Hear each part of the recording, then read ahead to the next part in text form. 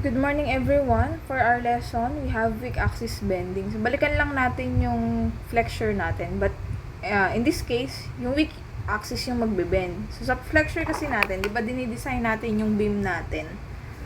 Lalo na pag yung, usually ba kasi I-section yung beam natin.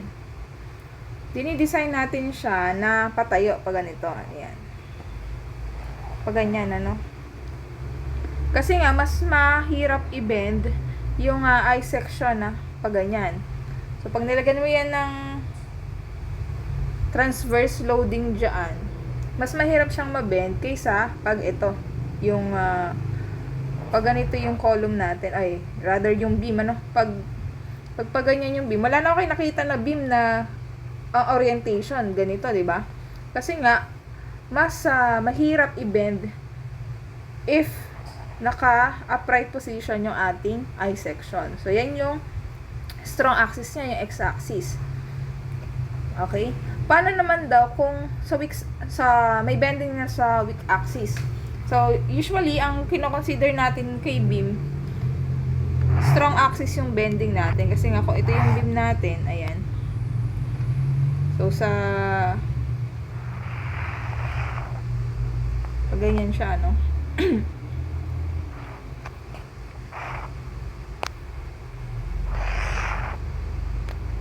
Kaya ganito yung orientation ng beam. Kasi nga, mahirap i-bend yung I-section natin pag nakaganyan siya, pag paganyan. Diba? Ayan. Katulad lang din sa RC nyo, yung mas malaki na depth, kung rectangular section yan, ayan. Yung mas malaki na depth, di ba pag ganyan siya, wala ka nakitang beam na nakapaganyan, ano? Kasi nga, mas mahirap i-bend ito. Mas malaki yung area niya. Mas mahirap siya i-bend. So, like, dito sa I-section natin. Yan yung position ng beam natin. Kasi nga, mahirap siyang i-bend. Ito ganyan. Siyempre, kung saan siya mas matibay, yun yung gagamitin natin. So, ito kunwari yung loading mo. Ayan siya. Kaya yung kino-consider natin usually kay beam ay yung major axis niya. Nagbe-bend siya sa x-axis. Ayan. Paano naman daw pag may bending na sa y-axis? Okay? So, for bending about the y-axis or yung ating weak axis bending.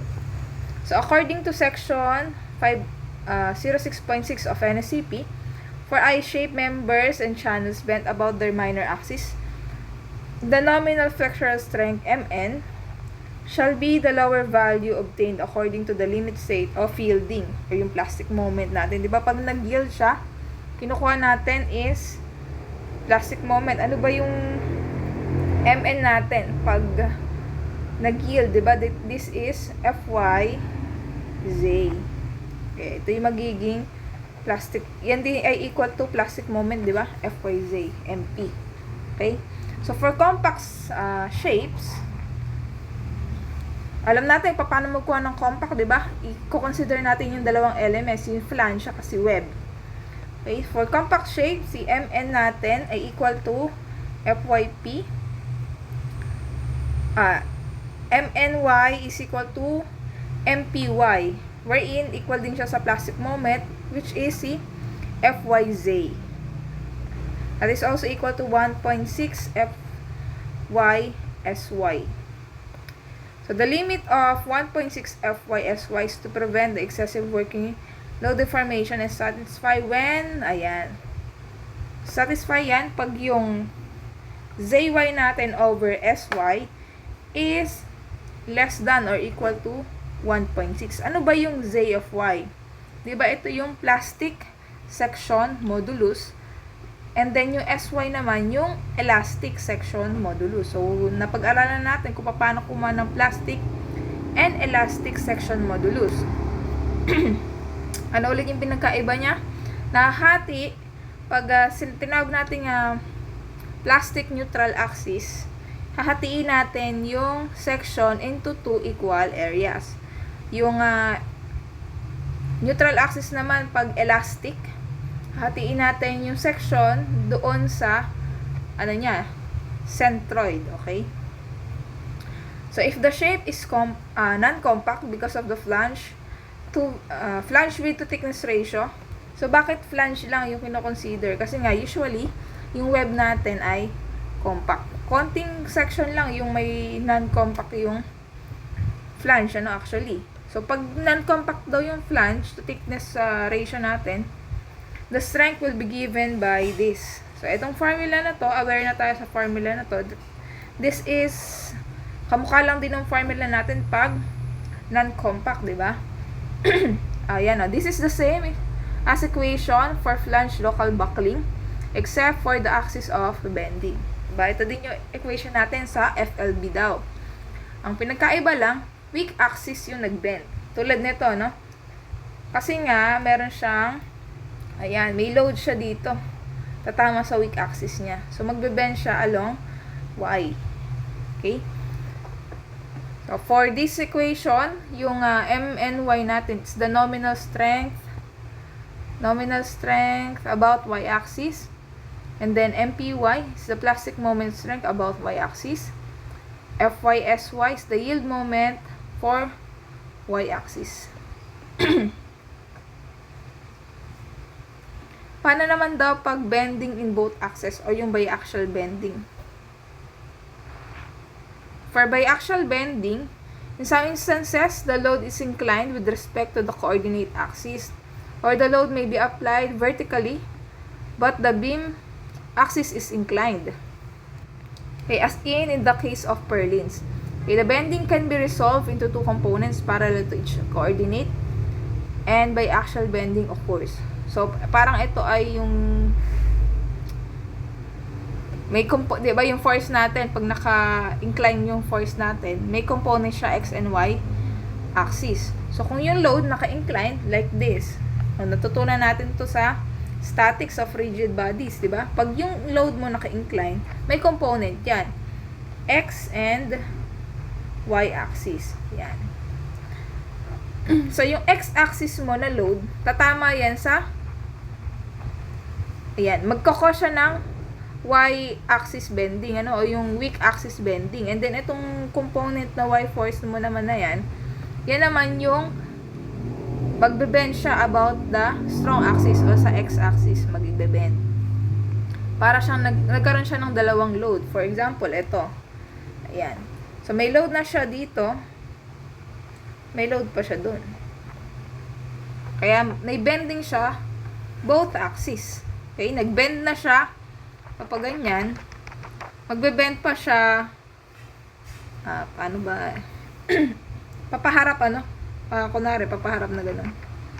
Papaharap. Itong bend na to, nag-bend din ng pag gano'n. Ayan. So, dalawa na i-bending natin. Both axis na X and Y. Ayan. So, for that, for bending about one axis only, say x-axis, the criterion is this. So, alam na natin tong criterion na to. Dapat yung, lagi, pag sinabi natin safe, dapat yung required mas maliit kaysa sa available.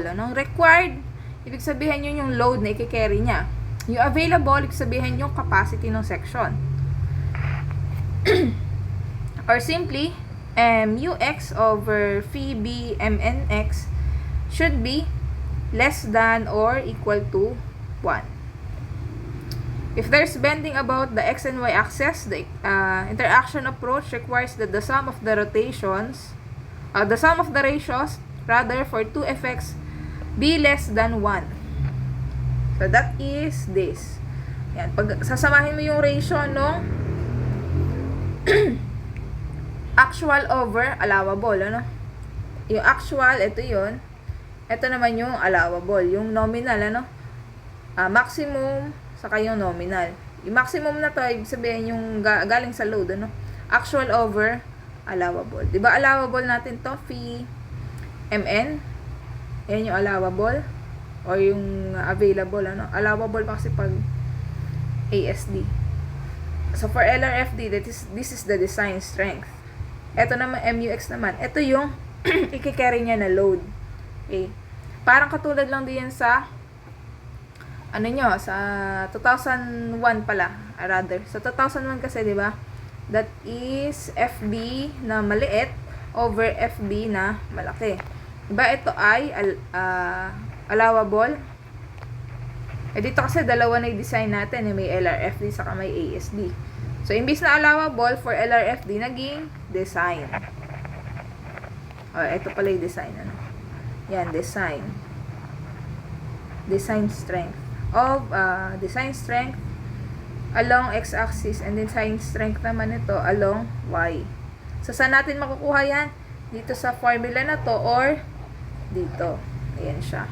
Sa y, yung n, yung mnx na yan, makukuha natin ito dun sa criteria natin. Di ba meron tayong yielding, flange local buckling, lateral torsional buckling. Yung web local buckling, malimit naman tong di ba? Malimit naman yung mangyari. Kasi most of our sections compact naman yung web.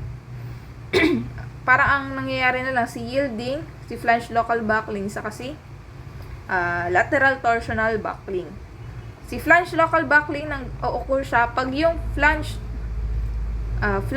width to thickness ratio natin, yung B over 2TF po. For I section lang to, yung B over 2TF. I, non-compact, diba? And then, yung lateral torsional buckling naman, na nangyayari kay yung length ng beam natin, si LB ba? LB ba dito? LB, tama, LB. Ko-compare natin siya kay LR saka kay LP. Ayan. So, yan yung maging criteria natin. Dito, ito yung yielding naman. Yung MN natin equal kay plastic moment. Diba? Ito yung FYZ. So, balikan nyo na lang yung ating discussion about flexure, okay? So, doon natin makukuha, ito yung criterion for MNX. Then, for MNY naman, itong dalawa. Okay. For compact and then non-compact. Si MUX naman, that is the moment na i-resist niya about x-axis. MUY, moment i-resist about y-axis. Ito pala, factor load moment about x-axis. MUX. MNX, nominal moment, strength. Ayan, diba? Moment strength. O design strength. Parang ganyan. Kasi meron ng phi. So, design na yan, Then, factor load moment about y-axis naman. This. Then, MN, nominal moment. So, paano natin makuha yung MUX, MUY? So, depende. Kung yung loading natin ay uniformly distributed,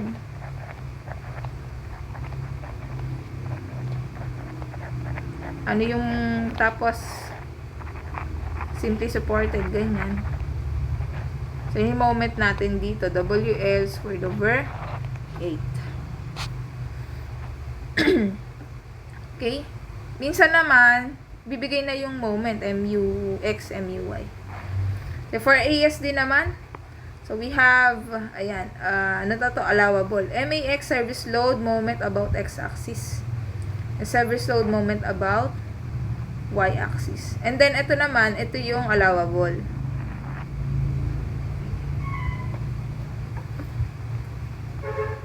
So, bakit natin ba pinag-uusapan yung weak axis bending saka bending in both axes? So, meron niya kinalaman sa lesson talaga natin, which is si beam column, okay? Kasi kailangan natin ito para malaman natin kung paano natin de-design yung ating beam column. Pagdating kasi kay beam column, yung ating member, subjected na siya into both axial and then flexure. For example niyan, yung mga beam natin, ay mga column natin. Ayan. Syempre, column, alam natin, meron niyang i-resist na axial load, P. So, minsan, yung column natin, pag may loading pa yan sa gilid, may transverse load pa siya dyan, magbe-bend pa siya ulit, diba? Okay. Or, pwede din naman, pag moment resisting frame natin, yung mga column natin doon, syempre, nagre-resist nga siya ng moment, Di may moment yan siya. O, pwede pa ganyan. Dalawang moment. So, ito, magbe-bend. Single curvature yan. Pag naman yung moment natin dyan, eto ay bending pa sa one axis pa lang to, one axis bending pa lang yan ha. Pag may moment ka dyan, pag ganyan. So eto, this moment sa top, it will cause our our column to bend in this direction. Wherein ito namang moment sa baba, it will cause our column to bend in this direction. So ayan. So meron na siyang double curvature. Ito single, ito double curvature. About certain axis lang to, na isang axis pa lang tong bending na to. Paano pag may moment pa siya na pag ano no? So magbe-bend na siya sa ibang axis. For example, ito yung y-axis mo. Magbe-bend pa siya ng kabila. Papaharap. Parang ganyan. So imagine nyo na lang, papaharap yung bend. Ito, pagilid. Itong isa naman na to, yan, paharap naman siya. Okay. So, ganun siya, no? So, let us have naman yung ating beam column nga.